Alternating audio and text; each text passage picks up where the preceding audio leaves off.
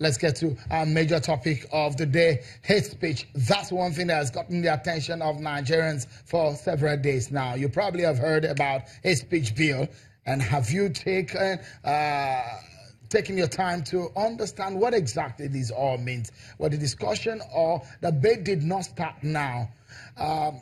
Last year, the executive became really worried. Listen to the president and his vice condemn hate speech.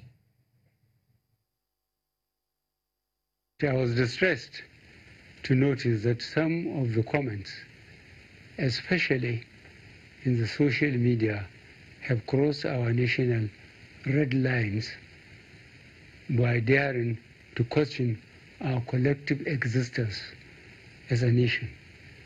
This is a step too far. The language of interaction, the language of exchange must be civil. We must not permit a situation where people talk anyhow.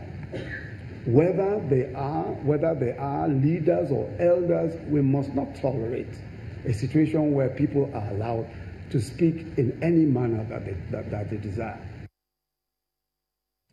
Now, a member of the legislature, specifically the spokesperson of the Senate, Senator Shabi Abdullahi from Niger State, is concerned about the trend and proposing death penalty. Well, you can call it harsh, but you also need to listen to his own proposition.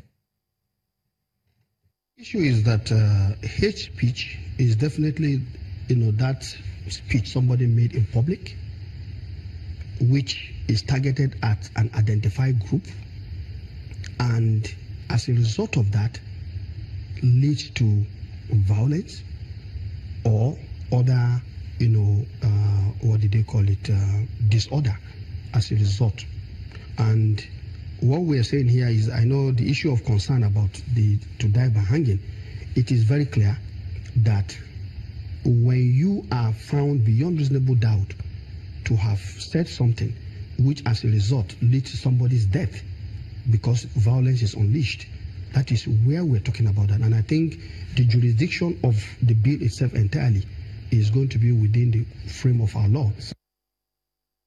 So then, let me break it down for you. Here is what the bill is proposing. The bill prescribes death by hanging for any person found guilty of any form of hate speech that result in the death of another person. The bill also seeks the establishment of an independent national commission for hate speeches. The bill proposes that, quote, a person who uses, publishes, presents, produces, plays, provides, distributes, and or directs the performance of any material written and or visual which is threatening, abusive, or insulting, or involves the use of threatening, abusive, or insulting words or behavior commits an offense.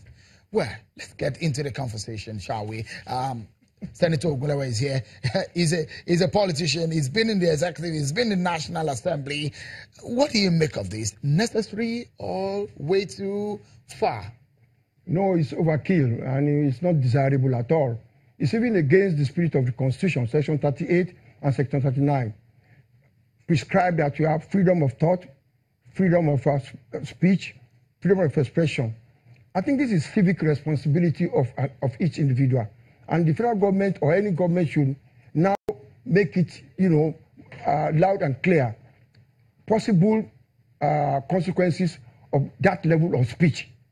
And people will now realize the danger in it. But if you criminalize it, you may go too far, because to define hate speech may be difficult, and you can target your opponent. But believe it or not, there are three things you must do. You cannot do if you want to be free. If you want to go into politics, you must expect a speech. If you want to go into chieftaincy matter, you must expect hate speech. If you want to go into land matters, but if you want to be a doctor, you want to be an accountant, there is no need for you to be afraid of hate speech, because it will never come to you. But if you are a politician and you are afraid of hate speech, please go and sit down. Mr. Boala, quickly, what's your first reaction to this from the point of view of law, quickly? All right.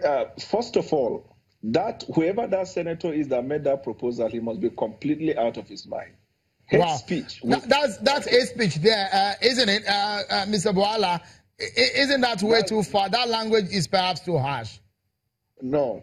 When I say it's out of his mind, it means at the time he made the proposal, he did not reason. And I will tell you why.